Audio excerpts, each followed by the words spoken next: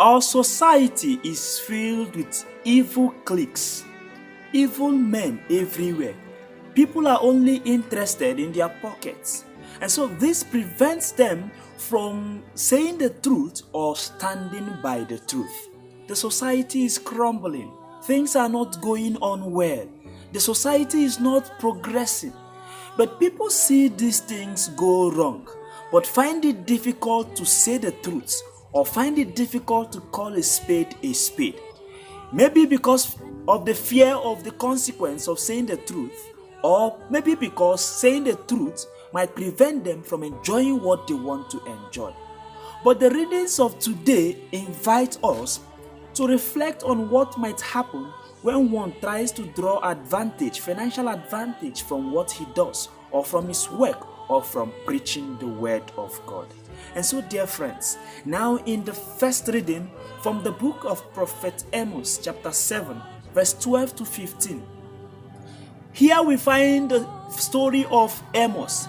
Now, the time of Amos was a sort of prosperous moment, a moment where even agriculture, trades, and even economic level was on the increase. There was societal progress. Things were moving on well. Even religious practices was also on the increase. So the king, King Jeroboam II, was paying priests and was supporting the temple. And so things were moving on well. But you know what?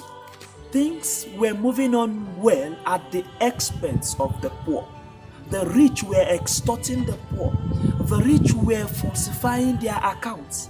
The rich were fixing prices to their own advantage and at the detriment of the poor. And so the poor were in pains. They were all crying. But the society was progressing. And so everyone was afraid to say the truth. People were afraid because of the consequence of saying the truth. Maybe King Jeroboam II was going to kill them or was going to mete out punishment on them if they say the truth. And even the priest Amaziah was also aware of this, but was afraid of the consequence. And so it was within this condition, within this moment, that Prophet Amos emerged.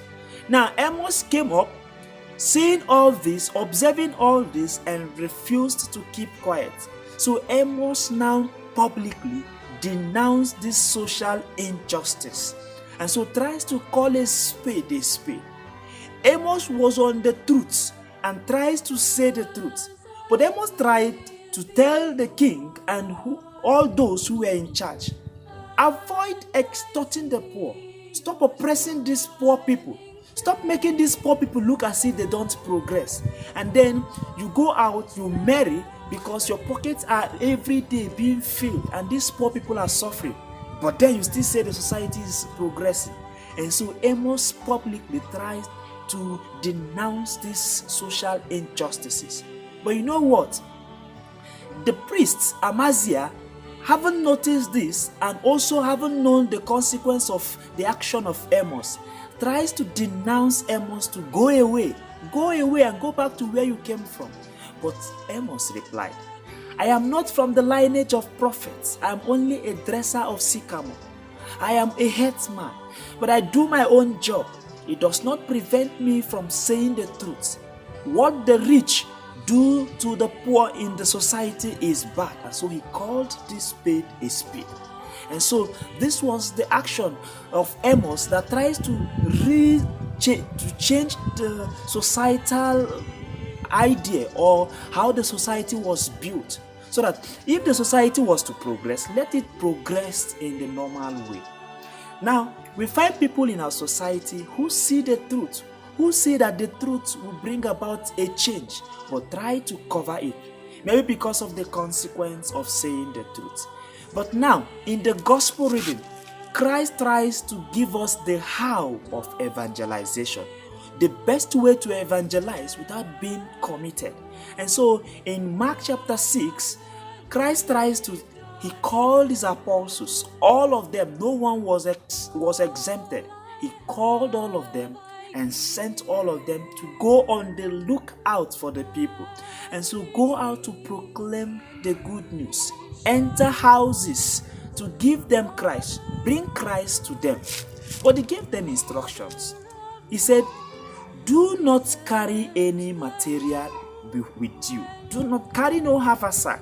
And as you enter any house where you are not welcomed, shake off the dust on your feet and leave the house. Now, to analyze this gospel reading, the instruction Christ gave his people, first of all, Christ sent all of them. No one was left behind. This was a lesson. It's a lesson for you and I. You and I are all evangelizers. And so, by the way, by the virtue of our baptism, we are all evangelizers. We are to evangelize both in words and in action. In words, we are to say the truth and stand for the truth. And in action, we are to show to the people by our lives that we are Christians. And so he sent every one of them, including you and I, to go and become vanguards of truth. Now the second one, he told them to be on the lookout so that it will not be the reverse where the people will be looking for them. He asked them, go out, go to the people. The third one was that he gave them power to command unclean spirits. What are these unclean spirits? He gave them power to command injustices in the society. He gave them power to command evil thoughts in the society, ignorance in the society, oppression of the poor in the society. So he asked them to command this power, to command these forces away from the people, so that the people will be free to live in a peaceful environment. You and I have this power to command injustices, command lies in the society, and to command oppression of the poor. And so again, he asks them to carry no haversack. Christ tries to let them know the danger of being committed, the danger of having trust on money. When we trust money over the gospel, over the truth, over justice in the society, then we will be committed. And when you are committed, you find it difficult to speak against who gives you money. And so Christ tries to let them know, carry no haversack. And then again, Christ also called to their minds that you might not be welcome, but a situation where you are not welcome, shake up the dust on your feet and then go away. What is Christ trying to teach there? Christ tries to let them know that where they are not welcome, they are not to force themselves. They are not to insist, because insisting or forcing might make people fall away from their faith. And so leave it so to be in that moment, that way of freedom, so that people will be free to make choices, people will be free to worship and to have faith in God. And so, dear friends, what are the general lessons we need to grab from the readings of today? Of course, we are in the 15th Sunday in Ordinary Time, JB. The lessons from the readings, dear friends, are 1. We should try to avoid being committed in what we do. Like being committed in such a way that we will be financially committed to authorities, because it might prevent us from saying the truth. We are to be vanguards of truth. Vanguards in its strict sense, vanguards of truth. The society is crumbling and people are not saying the truth. People are lying. People are lying because they are gaining from their lies. The society, our leaders are only interested in their pockets. They lie over these masses. They lie to these masses just for their own material gains. But the readings of today call us to stand for the truth. Let the truth save us. And so Christ also has given us the how, the better and the best way to evangelize. By our actions and by our lives, we are evangelizers. Let us evangelize by our actions and evangelize by our words. As evangelizers, let us go out without haversack.